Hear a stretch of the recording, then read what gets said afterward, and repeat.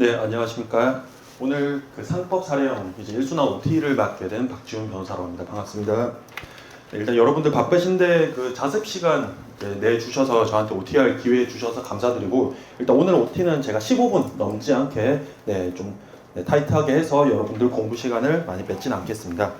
오늘 나눠드린 자료 보시면 A4 사이즈에서 PPT 슬라이드가 5장으로 되어 있는 강남대치 10.0 이제 강의 OT 자료가 하나 있고, 나머지는 이제 작은 사이즈로 자료가 총 3개 있습니다. 그래서 총 4개 자료가 있는데, 이 PPT 자료에 좀 제가 그 작은 사이즈 이 B5 자료에 정리해 놓은 걸 이제 PPT 5페이지 안에 다 정리를 해 놓았습니다.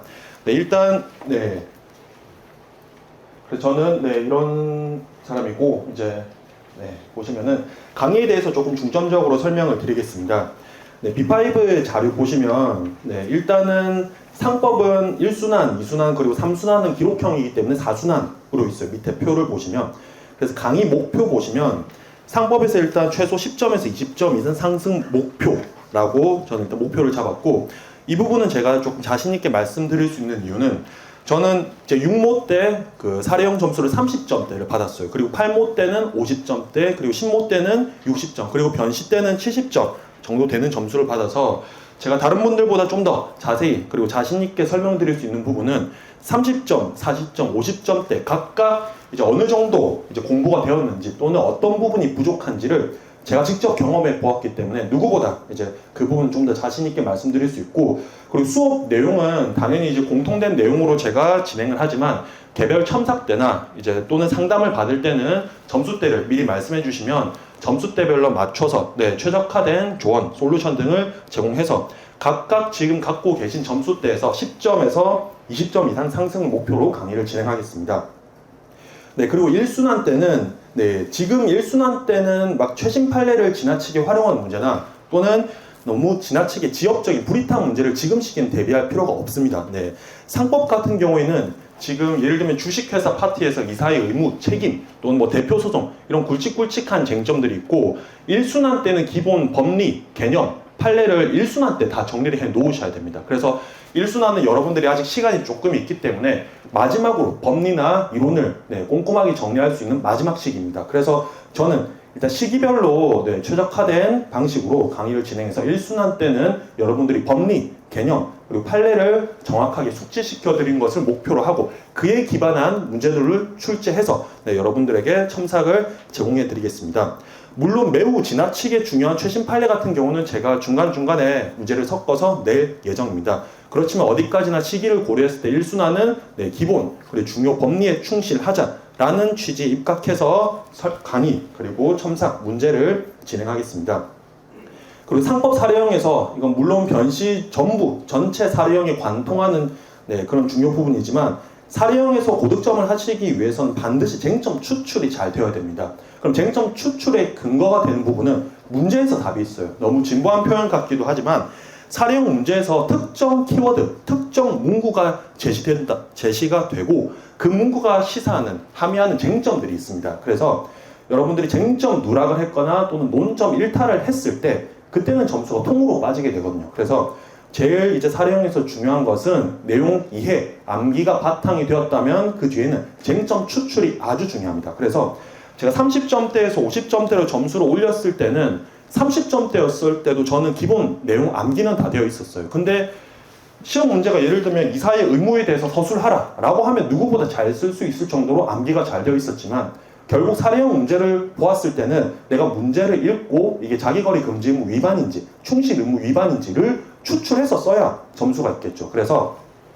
기본 개념 이해는 제가 해드리고 암기는 제가 잘 정리된 자료를 배부해드리면 그걸 암기해 주시고, 쟁점 추출은 매 수업마다 제가 각 키워드, 문구를 통해서 쟁점 추출을 연습해 드릴 예정입니다. 그래서 쟁점 추출 연습해서 누락을 방지해서 고득점으로 가고, 그 다음에 이제 마지막 단계로서 정밀 첨삭을 진행할 예정입니다.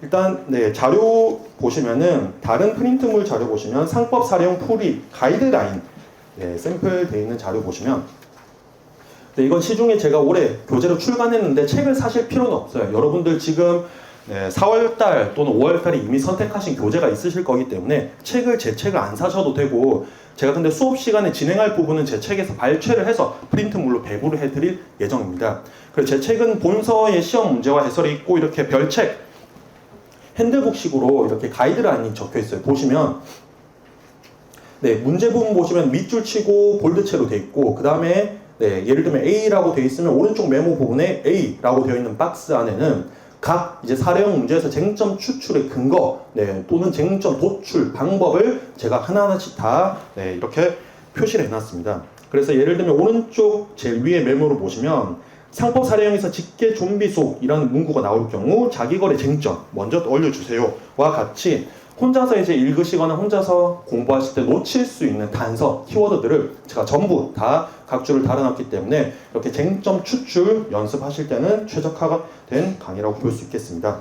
네, 그리고 아까 뒷페이지 넘겨보시면 정밀 첨삭을 진행한다고 말씀드렸는데, 첨삭에서 단순히 점수 표시나 밑줄 치는 게 아니라 여러분들께서 부족한, 특히 답안 같은 내용을 쓰더라도 목차가 잘못되었거나 또는 체계가 잘못될 경우 점수가 조금 빠질 수 있어요. 더군다나 CBT 시험으로 바뀌었기 때문에 예전보다 시험 쓰는 분량이 판례 예를 들면 3줄짜리 쓸 걸 요즘 5줄 넘게 쓰는 분도 많이 있어요. 그래서 여러분들이 판례 또는 내용을 예전보다 더 많이 써야 되는데, 그 중에서 이제 반드시 써야 될 문구, 그리고 답안 작성 체계, 그리고 양식, 이런 부분까지 제가 일일이 다 정확하게 코멘트 해드려서 따로 이제 뭐 다른 데서 첨삭을 받으시거나 그럴 필요 없이 제가 해드리는 첨삭만으로도 변시 때까지 안심하고 가셔도 되겠습니다. 그래서 첨삭 내용을 보시면 일단 각 이제 목차마다 점수를 상세하게 부여했고, 각 키워드, 제가 동그라미 친 부분은 이 쟁점 중에서 키워드 되는 부분입니다. 그래서 동그라미 친 부분은 반드시 써 있어야 되는 내용이고, 누락된 부분은 제가 화살표 표시해서 줄글로 써놨습니다. 이렇게 제가 체크를 해드렸고, 그리고 각 회차마다 제가 총평이 필요한 분들에게는 총평을 따로 해드려요. 그래서 총평 부분 보시면 논점 일탈 부분이 있어 쟁점을 정확하게 추출 땡땡땡 적혀져 있습니다. 그래서 답안 여러분들이 쓰신 것 중에 단순히 이제 점수 표시 또는 그냥 내용 첨삭 이 정도가 아니라 답안의 전반적인 위치, 체계를 조망할 수 있도록 제가 총평 부분까지 추가해서 여러분들이 이제 시험을 6번에서 7번 정도 보시는 동안 제가 정밀하게 첨삭을 해드려서 상당 부분 많이 교정될 예정입니다. 그 다음에 첨삭은 이렇게 정밀 첨삭으로 진행되고, 다시 이제 저희 첫 번째 본 자료 보시면 그리고 강의 목표에서 한 5번째 보시면 이메일 등을 통한 공부 방법 또는 질의사항에 대해서 변시까지 수시 상담 제공이라고 해서 작년에 제가 상법 사례형 진행했을 때 계속 질문을 받고 해결해드리고, 그렇게 멘토 역할도 해드릴 예정입니다. 그리고 실제 변시 출제 유형과 난이도를 반영한다라고 되어 있는데, 특히 객관식에 국한해서 말씀드리면, 객관식은 상법에서 18문제에서 19문제가 정도가 나오고, 그 중에서 한 2-3문제 정도는 사실 틀릴 수밖에 없는, 또는 틀려도 대세에 전혀 지장 없는 문제들이 있어요. 근데 저희는 그런 문제를 맞추려고 공부하는 게 아니에요. 18문제 중에서 일단 12-3문제 정도 이상만 맞춰도 큰 불이익은 없어요. 그래서 일단 지금 1순환에서는 12-3문제 맞추는 것을 목표, 그 다음에 2순환 때는 15문제 이상을 목표로 하고, 4순환 때는 최신 판례, 그리고 불이타 또는 출제 가능성이 높은 엄선 객관식을 통해서 여러분들이 15개 이상 받으실 수 있도록 최선을 다해서 알려드리겠습니다. 그리고 상법 객관식 유형은 물론 다른 과목도 마찬가지겠지만 유형은 2가지로 구별되어 있습니다. 단순 판례나 조문을 암기하는 문제, 두 번째는 사례형 스타일로 풀어야 되는 문제입니다. 그래서 각각 문제 유형별로 공부 방식, 접근 방식을 다르게 해야 돼요. 사례형 문제풀이 스타일에서 그걸 여러분들이 단순 판례 암기하면은 절대 풀리지가 않습니다. 반대로 단순 판례 문제를 꼼꼼하게 분석하실 필요 없어요. 키워드 선택의 근거가 되는 부분만 빠르게 보시고 버리시면 됩니다. 그래서 마지막으로 한 장짜리 자료 보시면 별표해서 진도별 모의고사 1회차 상법 객관식 키워드 정리라고 되어 있는데, 여러분들이 매일 아침 문제를 풀고 당일 또는 다음날 강평을 들었을 때 자료가 무수히 많이 쏟아질 거예요. 근데 여러분들이 지금 학원에서 배부받는, 이제 강사님들을 통해서 배부받는 자료들을 변시 전까지 들고 갈 수도 없어요. 그 변시 전까지는 여러분들이 책을 한 권으로 단권화를 해야 돼요. 그래서 수업을 매번 들을 때 자료가 많아지면 볼 게 많아지니까 그걸 방지하기 위해서 제가 각 이제 회차별로 객관식은 네, 이렇게 한 장 또는 두 장으로 객관식 선택의 근거가 되는 부분을 정리해드리고 사례용도 쟁점 정리한 노트를 한 페이지, 네, 두 페이지 또는 세 페이지는 절대 넘지 않을 거예요. 그래서 그냥 객관식 사례형 내용을 두세 페이지 이내로 정리를 해서 여러분들이 수업을 듣고 복습 시간은 많아야 이제 20분 안으로 정리할 수 있도록 자료를 제공해 드려서 사이즈가 지금 이렇게 작은 사이즈이기 때문에 여러분들이 시중에 보시는 핸드북 또는 사례집에 그냥 끼워 넣기 좋을 거예요. 네, 그래서 지금 이 자료 보시면은 네, 첫 번째 줄 상업 사용인 땡땡 밑줄 있고 탈취권 행사, 그 다음 밑에 보면 또 밑줄이 있습니다. 네, 이런 식으로 객관식 중에서 단순 키워드, 판례, 네, 용어만 봐도 맞출 수 있는 문제는 제가 이렇게 줄글로 체크해 놓을 것이기 때문에 객관식 아침에 여러분들이 푼 문제, 해설 절대 네, 다시 복습하실 필요 없게 이렇게 정리해서 드릴 테니까 이 한 페이지만 봐도 중요 내용은 다 제가 담아 드리겠습니다. 네, 그 다음에 다시 저희 첫 번째 자료 보시면 연간 강의 계획입니다. 이제 그래도 1순환을 선택하실 때가 제일 중요할 거예요. 왜냐하면 2순환, 4순환은 1순환 때 선택했던 이제 강사가 뭐 완전 이상하지 않으면 이제 2순환, 4순환 때까지 계속 갈 것이기 때문에 1순환 때 선택하실 때 전반적으로 연간 커리큘럼이 어떻게 되는지 좀 조망하시면 좋을 것 같아서 제가 1순환, 2순환, 4순환 이제 계획을 세웠는데 1순환 때는 중요 개념 법리를 정리할 수 있는 처음이자 마지막 시기입니다. 네, 물론 이제 6월, 8월에도 공부하실 시간이 있어요. 근데 그때는 민사기록형, 민사례, 네, 다른 과목들이 공부할 게 매우 많습니다. 그래서 상법은 저희가 6월 첫째 주에 개념 모두 정리하자라는 생각으로 제가 정리를 해드릴 예정입니다. 그 다음 2순환 때 보시면 2순환 때부터는 이제 응용 문제, 최신 판례 문제, 그 다음에 고난이도 문제, 그 다음에 2순환 때부터는 출제 예상 문제라고 해서 조금 네, 강약 조절을 세게 들어갈 거예요. 그 다음에 4순환은 제일 중요한 시기입니다. 물론 모든 시기가 중요하지만 4순환 때 마무리를 잘 하셔야 되고 이때는 조금 공격적으로 공부를 제가 해드릴 거예요. 어떻게 하냐면 이때 4순환 때쯤이면은 6, 8, 신모가 다 끝났어요. 그래서 6, 8, 신모에서 나왔던 객관식 사례형 기록형 중에서 네, 그 문제들을 잘 분석해서 여러분들이 6, 8, 15 사례 그 모의 시험에 나왔다. 그리고 최판이 나왔다. 그게 변시에 아직 출제되지 않았다. 이렇게 세 가지 교집합에 걸리는 내용들은 다음 이제 15회 변시에 출제될 가능성이 아주 높습니다. 그래서 근데 여러분들이 이런 네, 세계 벤 다이어그램 교집합에 속하는 걸 찾을 시간이 없어요. 네, 그러실 필요도 없고 그래서 여기 교집합에 속하는 것을 찾아내는 건 강사의 역할이니까 제가 저렇게 체크를 해서 출제 가능성 높은 엄선 문제들을 체크를 해서 네, 쪽집게식으로 그렇게 진행을 해드리겠습니다.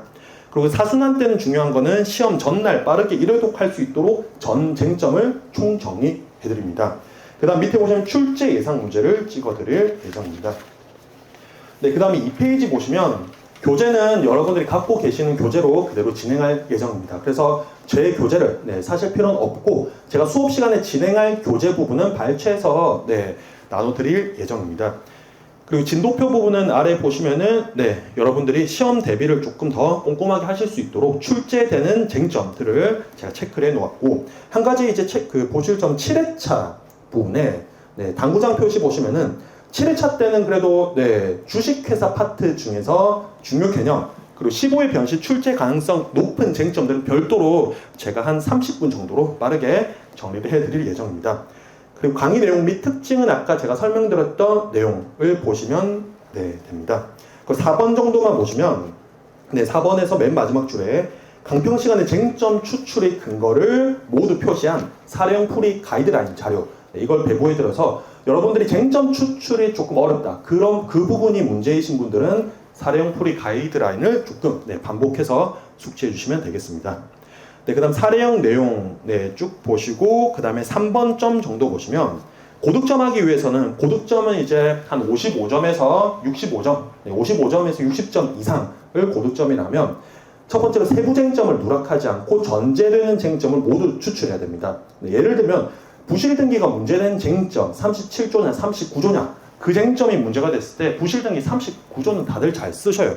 근데 제일 큰 전제되는 쟁점인 주주총회 결의 취소가 소급표가 있다라는 쟁점을 안 쓰거나 네, 다른 유사한 쟁점에서도 전제되는 반드시 선결해야 되는 부분을 통으로 누락하신 분들이 많아요. 그래서 시험이 끝났을 때 난 잘 썼는데 왜 점수가 생각보다 안 나오지 하는 분들은 전제된 부분, 그런 분들이 그 부분들이 빠졌다. 그래서 전제된 쟁점들을 모두 추출하고 정리된 문구를 암기하고 정확하게 써야 된다. 그리고 별표 부분 보시면 제가 직접 7회 변시에서 시험장까지 가져가서 고득점했던 자료를 기반으로 만든 자료, 그리고 그 교재, 그래서 그 암기장 자료를 제가 프린트물로 배부를 해드리겠습니다. 네, 그래서 4번 보시면 1, 20점 이상 올리기 위해서는 중요 쟁점 추출이 가장 중요합니다. 쟁점 추출. 네, 그래서 그걸 연습시켜드리고, 객관식 부분 밑에 보시면 2번 보시면 판례 조문 암기와 사례형 계산 풀이 문제로 구별되고, 각각 유형별로 제가 접근 방식 그리고 정리 방식을 다르게 해드릴 예정이니까 가장 단기간에 체계적으로 정리할 수 있도록 제가 도와드리겠습니다. 그리고 3번 보시면 3번 뒤에 보시면은 객관식 사례형, 특히 사례형은 기록형 쟁점과도 많이 연결되어 있어요. 특히 주식 양도, 영익에서 또는 주주총회 결의 취소, 영업 양도, 370조 이런 쟁점들은 기록형 쟁점에서 단골 쟁점이기 때문에 그런 부분들도 정리해 드리겠습니다. 그래서 제 수업을 들으시면 일단은 이렇게 제가 대략적으로 진행을 하고 6월 이제 7일 그때 수업 시작할 때 뵐 수 있도록 하겠습니다. 여러분들 시간 내주셔서 감사하고 그때 기회가 되면 뵙겠습니다. 감사합니다.